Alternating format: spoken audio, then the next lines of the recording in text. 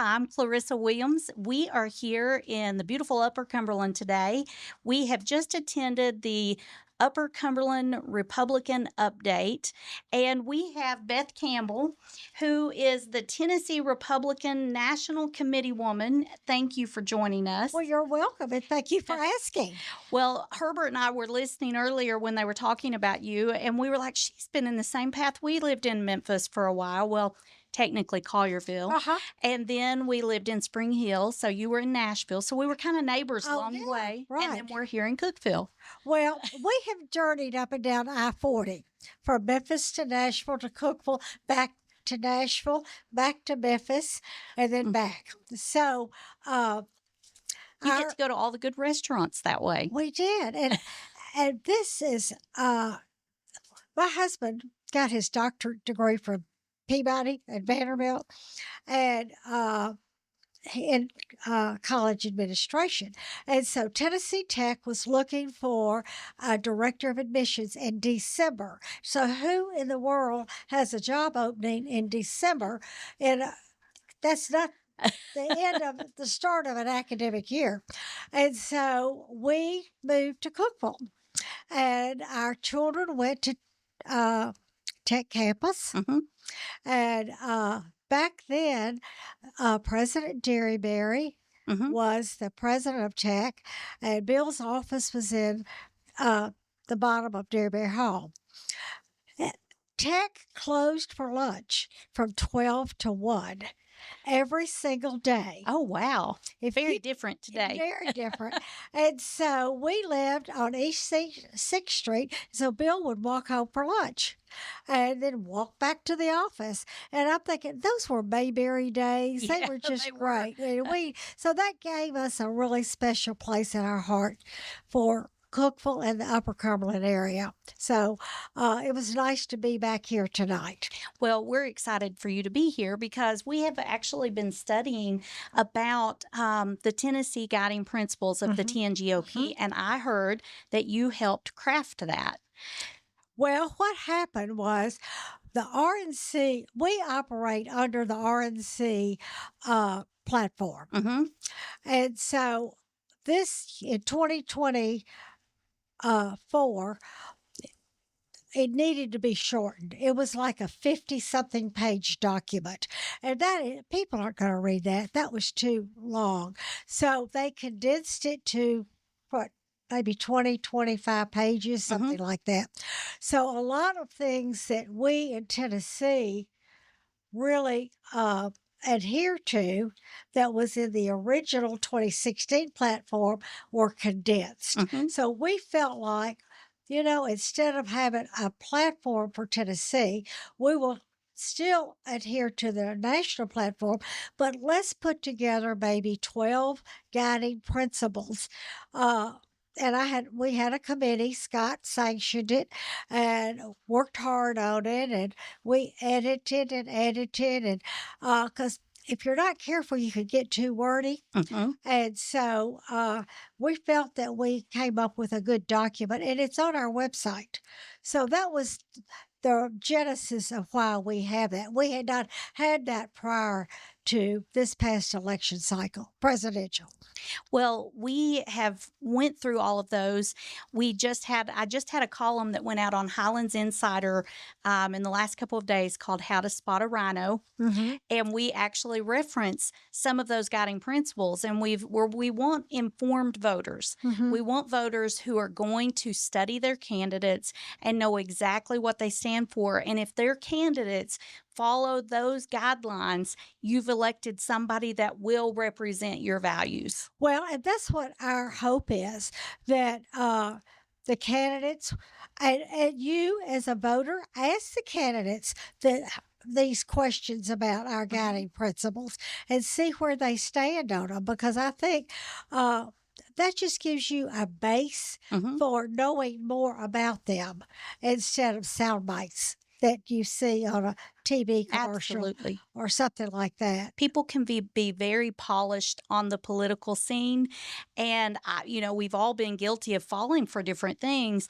But when you really start to look and say, are they for abortion? Or do they just kind of tiptoe around that topic? Or Where do they stand on same-sex marriage? Where do they stand? There's a lot of things that maybe it doesn't impact that voter specifically, but that list is a very good, clear, principled list that shows people here's what the party stands for. Well, people don't read anymore like they should. I agree. Okay. So that's why we kept it as concise as we could get it. And we made sure that every point said what we wanted it to say and be understood the same way that we wrote it. So I'm pleased with the product, and I am thanking you for highlighting it, because it's very important to all the voters to take a look at that and then ask their candidates, tell me what you think about whatever point it is. So I appreciate this very much. Well, good. Well, I heard that you have a very tenured, just kind of a resume of experience within the party and traveling from place to place and keeping everybody in line. Is there anything that comes to mind that you want to share with our audience that is just something that sticks out that you're like, this is an unforgettable moment for me? Well, my mother, I grew up in Memphis, and my parents always worked the polls. They always had a yard sign for their candidate, but it wasn't until our son was at the Naval Academy, and it was during the first Gulf War, and Fort Campbell was being deployed, and I mean, every news media in the world, they interviewed the gas station attendant. They interviewed everybody in Clarksville about where were they being deployed. Well, it was a top secret. So one night, our then Democrat Senator Jim Sasser, got on television, and he told where they were going. Oh my gosh. And what they were going to be doing. Well, that just hit my hot button, and I got up and I kind of shook my finger at the TV, and I said, Senator Sasser, if anybody with integrity runs against you, I'm going to knock on doors for them. Well, Senator Bill Frist, who was a heart transplant surgeon at Vanderbilt, decided that he would enter the race. And it was a bruising primary, but he came out on top. We were back in Memphis at that time, so I ended up being his Shelby County coordinator. Oh, wow. And I was green behind the ears, and I called a friend of mine, and I said, okay, I got my yellow pad. Tell me what I need to be doing. She said, okay, number one. And I said, I'm ready to go. Write it down. Always return your phone calls. Number two, always return your phone calls.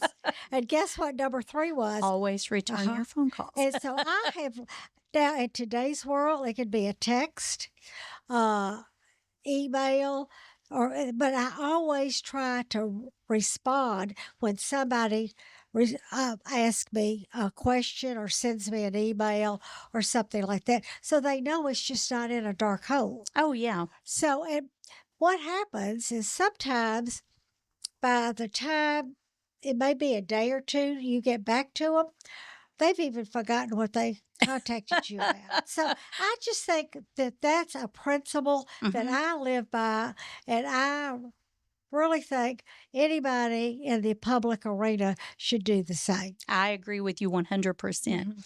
Well, is there anything that you would like to share with our audience that we haven't covered today?